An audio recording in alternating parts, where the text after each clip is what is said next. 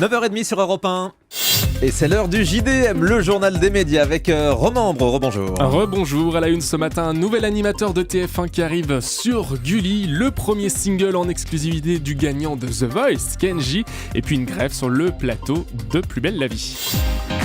Et on commence avec un nouvel animateur de TF1 qui va arriver sur Gulli pour une nouvelle émission. Oui, TF1 fournisseur officiel pour la chaîne de la TNT. Après Benjamin Castaldi cette année pour Tahiti Quest, la chaîne a décidé de sortir le carnet de chèques et de récupérer Vincent Lagaffe. L'animateur du Juste Prix devrait prendre les rênes d'une nouvelle émission avec des mini-sosies, information révélée par le site de Jean-Marc Morandini.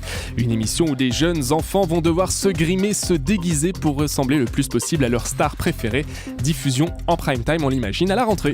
Rémi Fimelin réagit à la décision de Patrick de Carolis de suspendre sa collaboration avec France 3, le temps de se défendre dans l'affaire Big Malian. Oui, Patrick de Carolis, mis en examen, je vous le rappelle, pour favoritisme. Il a fait le choix d'abandonner l'antenne le temps d'assurer sa défense. Rémi Fimelin, l'actuel PDG de France Télévisions, a réagi vendredi dans Le Monde. Il rappelle qu'être mis en examen, ce n'est pas être coupable.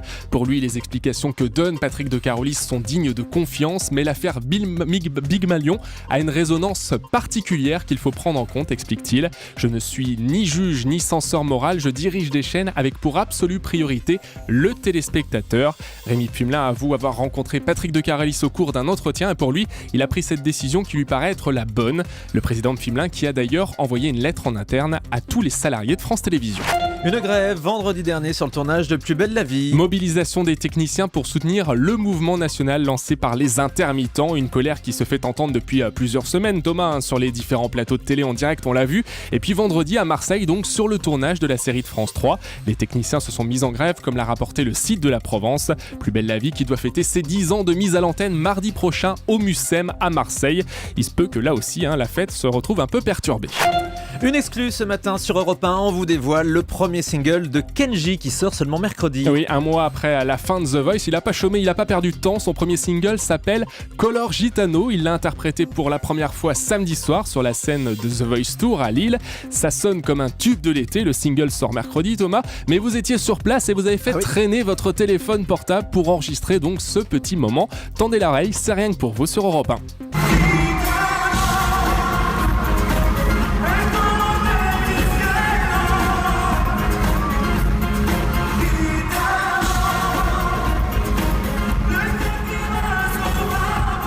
Ça sonne vraiment comme un tube de l'été, Gitano, donc le premier single de Kenji, ça sort mercredi. Du son pirate ce matin sur Europe 1.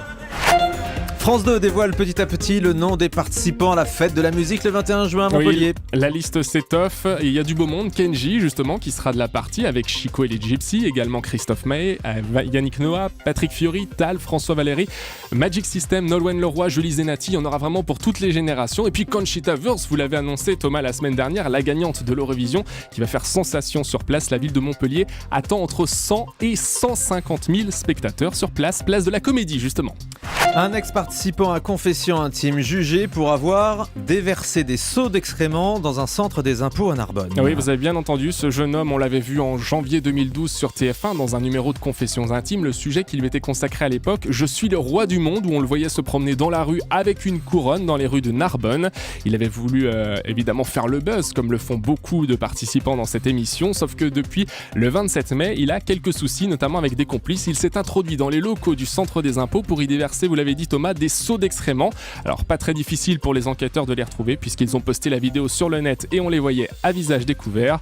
Ils vont donc être jugés d'ici 2 mois pour dégradation de biens d'utilité publique en réunion et outrage à une personne chargée d'une mission de service public. On connaît enfin la nouvelle équipe du jeu Pyramide qui fait son retour cet été sur France 2. Olivier Mine à la présentation et puis des maîtres mots, ceux qui seront chargés d'aider les candidats. Élodie Gosselin, Bruno Guillon, mais aussi 2 chroniqueurs que l'on voit dans Télématin, Damien Thévenot et Karine Tessandier. On n'en sait plus sur l'Access de Canal+ pour cet été. Oui, pas d'émission fraîche la semaine, des rediffs, rien que des rediffs pendant les vacances du Grand Journal. Canal basculera à sa grille d'été ce sera le 14 juillet avec à 19h le best-of du supplément, l'émission du dimanche de Maïté Nabir Rabin et puis entre 20h30 et 20h55 des best-of du Petit Journal et des best-of du Before. Ce sera en alternance cet été. Gérard Depardieu tourne en ce moment pour Arte. Oui, il sillonne l'Europe à la découverte des produits du terroir, une nouvelle série documentaire destinée à Arte en 2015 où Gérard Depardieu Depardieu joint l'utile à l'agréable puisqu'il va manger et voyager, comme le relaye Le Parisien ce matin. Il est accompagné du chef de son restaurant parisien, la Fontaine-Gaillon. Le premier numéro a été tourné en Bretagne.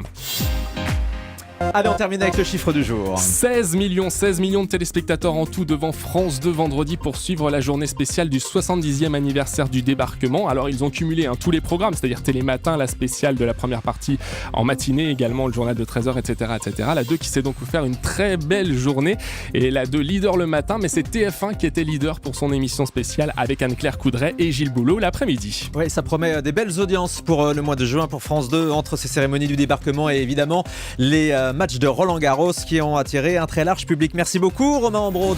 Le grand direct des médias, Jean-Marc Morandini.